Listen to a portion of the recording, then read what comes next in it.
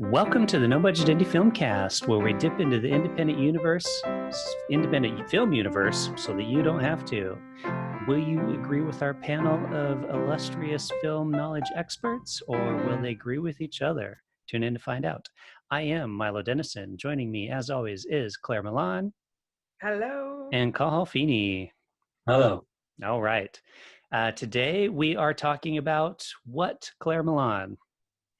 Yes, so it's a short film called Skin, directed by Guy Nattiv. I can't pronounce it, but he's an Israeli director.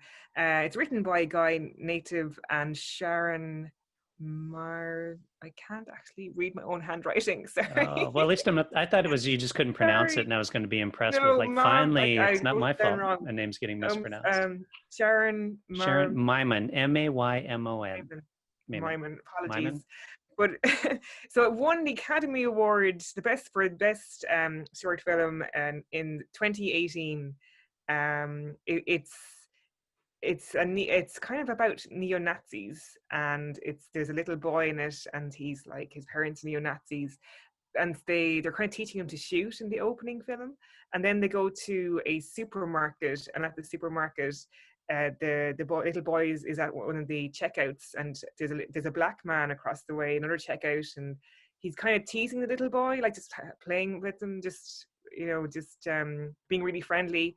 And his dad takes offense, and there's a confrontation outside, and things unravel, and kind of get out of control. And I don't want to say too much about it, but that's basically what it's about. Yeah. And so it is quite an interesting film. It's not everyone's cup of tea, I'd say, but I actually really enjoyed it. And there is one shocking bit in it which I cannot say because otherwise it's going to be a spoiler. But the man does get kidnapped, the neo-Nazi, by the black guy and his friends, and something happens to him which really, really shocked me and was quite interesting and fascinating, and scary. So what did you think of it? Yeah, it's interesting because you watch that scene with them lined up with all the guns and shooting like maniacs, and the thing is, like, you could if you go pretty much anywhere in the deep south in the US, you will see this scene of, like, I remember when I was younger, I might have been like 15, I think, or something like that, and my uncle is your crazy ass right-wing, white nutcase lunatic that lives in Idaho and has like a room of his house full of guns. I've only been there once because the guy's a fucking nut. And I remember we went out and did exactly that. Like my dad, my uncle, his kid, who was probably a fucking Nazi now too, and loaded the back of their truck up with all of these guns and went out into the middle of nowhere, Idaho, and just started shooting the mountain and the rocks and all this stuff. And it's literally exactly like that. It's fucking crazy. And I'm from a reasonably liberal area, so even deeper south, where this film takes place, totally believe that people that exactly like this exist in that country. And it's unbelievable how true to life this film is. It's absolutely amazing. All right. The way the little boy is, and the way, like, the parents are instilling this neo-Nazism, racist element into the little boy, it's just so sad, because he's kind of absorbing what his parents are doing. But because I would have had like no connection to any of this kind of stuff. Like, I see it in films all the time. They're out shooting in the mountains, and like what you said. So it's kind of a completely alien world to me. Mm-hmm. Completely. But it is quite interesting because what's happening at the moment in America, there's totally.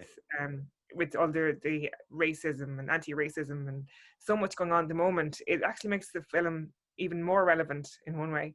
But it's terrifying to think that these people are there, and they're breeding, and they're basically just making smaller versions of themselves that will grow up.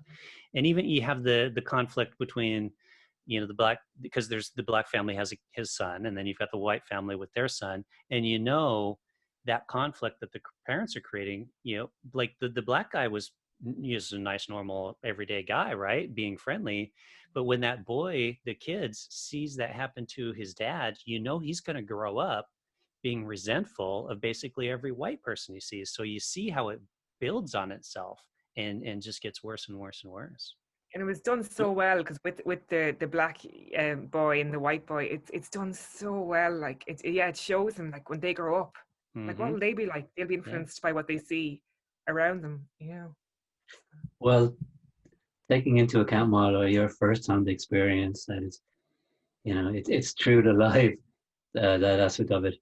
It just came across to me that it was almost like it was a film that was written by a computer or something, or because it would just seem to like he wanted to hit a certain amount of, checkpoints, like, racism bad, yeah, check, yeah, neo-Nazi, check, swastika, check, racism is taught, not innate, check, baddie gets his comeuppance, check, and it was real, like, painting by numbers kind of like representation of racism, and there was nothing really subtle about it, it was real in your face. Yeah, he's a bad guy, he does bad things, this is what happens, so yeah, I mean, I didn't say look, he didn't enjoy it, and it was a bit of a kind of a surprising kind of a twist, but even that, I just thought it was just almost comical,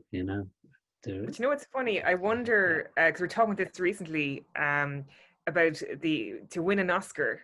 What you have to do to win an Oscar, and we're talking to Vincent Lam about it. And he said, okay, what is it? Okay, it has to be usually a drama, rarely a comedy wins.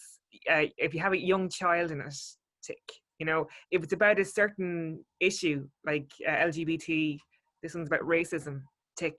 Well, I don't know, probably another one as well you mentioned, and if it kind of leaves an impression with you, something like that.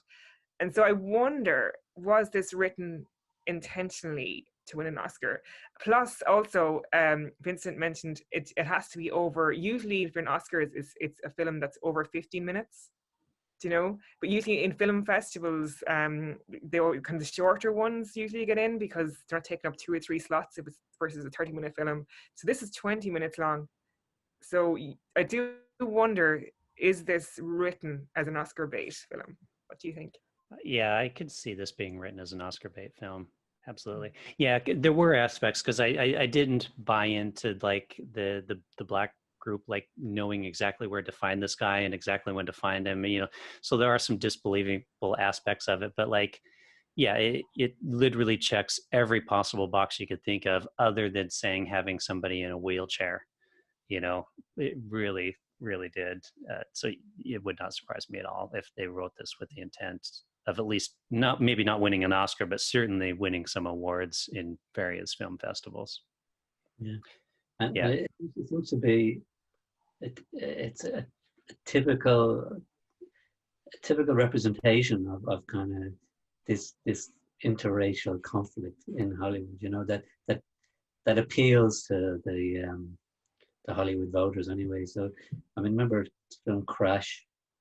A few years ago, controversially, like won an Oscar in some quarters as well. Didn't deserve it, but yeah, seemingly like that was that didn't go down too well either. So it was almost like it was trying to push a few buttons to kind of ram home the kind of the message. Well, I don't know what you guys. I know without spoiling the ending of it, like, but it was. It is. I mean, up to a certain point, you can say, okay, that could happen. Okay, maybe that could happen. But the end of it was just definitely left a shock. It was almost comical, like the way it finished. And without saying like the tattoo, there's an aspect of it that involves the guy getting tattooed, and the quantity of his body. Like, I think it would take even longer, much longer than that to get a tattoo, and his body would be like swollen and kind of red and stuff, because I have a tattoo and it's small, and it took like an hour to get a tiny my tiny little tattoo. So it is true. This guy was tattooed in the film in a large portion of his body. So I'm not saying all of it, but like, he got a tattoo on a large portion of him. And so that I didn't find that believable at all. And we, of course, we have to point out that this actually won the Oscar. I don't know. We probably said it. It did, yeah. It did But, win the Oscar. I mean, some of the other films which we have seen, like I would rate higher than this one. Yeah. So we saw Nueve. What's the French one? Fauve. And we've seen Detachment. So I would say Fauve deserved it better than this film. No, I'm going Fauve over this one. I like Detainment. Both of them I thought were, absolutely. Yeah, I think they're all three brilliant films. But I would go between those three. I'd go Fauve. Was Fauve, Detainment, and Skin in the same year? Yeah, I won. Weren't they? Yeah, they were all 2018. And then there were two other films that we haven't seen on our little show here. Yeah. What would you go for out of those three? Well, obviously Detainment, Obviously, because it's Irish, and yeah, obviously. And we know the guy who made it, so. But I would go Fauve. I just thought, like, there's something about that film because this one, it is like a bit Oscar bait. It's a bit too. It's too much. Yeah, a little bit. It goes too far, like in a not realistic way, as you said. Yeah. Cathal, if you had to pick, if I had to pick one of the three of them, well, I mean, I am excited. I'm kind of compromised because, particularly with Detainment, we followed the story, and it's just it is a great film, and there's brilliant acting performances. So, and so besides that, because we obviously Detainment is number one. But Bob or I'd have to see the other two films. If I was picking one of the three, I'd pick Detainment, because it's an Irish film there. But I went with the French film guys there. So that's because none of the three we mentioned are American. This is American, isn't it? No, it's not. Israeli. I think he's an Israeli director, but obviously it's made in America. Okay. That's with American actors, and she's a really good actress. Yeah, they're all good. Like Jonathan Tucker, he's a very talented actor. He's been in a ton of stuff. That played the lead in this, and is very convincing in this particular character. So yeah, they got a good cast for this. That's for sure. I think the actress, she's Australian. She's not American. No. She's in the thing with Jennifer Aniston. Ashley Thomas, is that? Yeah, I think she's Australian. No, that's the guy. Sorry. Wow. Danielle McDonald, the wife. Yeah. Yeah, Danielle McDonald. She was in Dublin. Yeah, was she? Mm-hmm. Yeah, that was good. So actually, the writer Guy Nattiv and Sharon Maimon are both Israeli. So. Okay. Okay. So Israeli filmmakers making a U.S. starring film for the Oscars. Yeah, and if you look at the nominations on IMDb, it's got like 70 award nominations and 19 wins. So this is another one of those films where it's made for the purpose of submitting to festivals and getting those laurels. I mean, come on, you don't need to submit your film to freaking 100 fucking film festivals. If I made a film which I thought was that good, I would submit everything. Oh, I would too. Yeah. No, you guys, jeez. Yeah. It was that good. Like if I knew, but of course they'd need some of them have to be Oscar qualifying. Obviously, those are because they're obviously qualified. Certainly, yeah. A few of them are, I think, yeah. And this guy, which we learned as well, I think it's his third or fourth time being shortlisted or longlisted anyway for an Oscar. So he's been kind of honing in on the right formula to make it, to win it. Yeah, that's the deal. I'm still working on that script. I'm still working on that Oscar. Claire, well, you know everything that you need to do now. So we just need the script. I can play one of the Nazi guys. I can play the Nazi dad. I'll shave my hair. Should we do ratings? Yeah. Okay. I'll give it 3 stars. Okay. So this continues my trend downwards. But at the same time, it's a lot to recommend it. But it was quite ambitious in a way.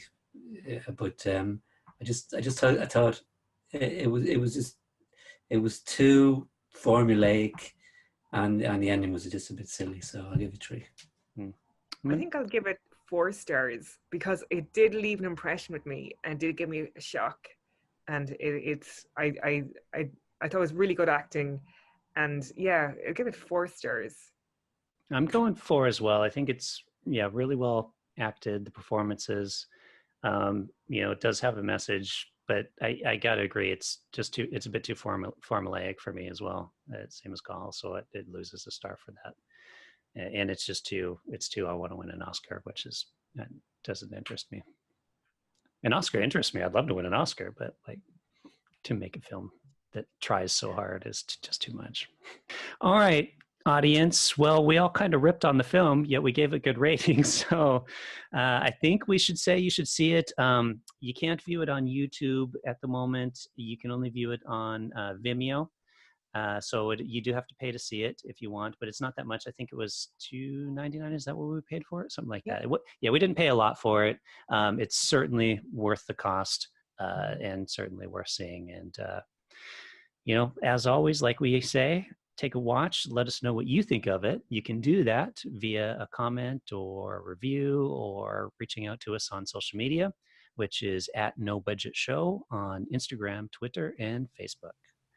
And with that, we will say, see you next time. Goodbye. Bye.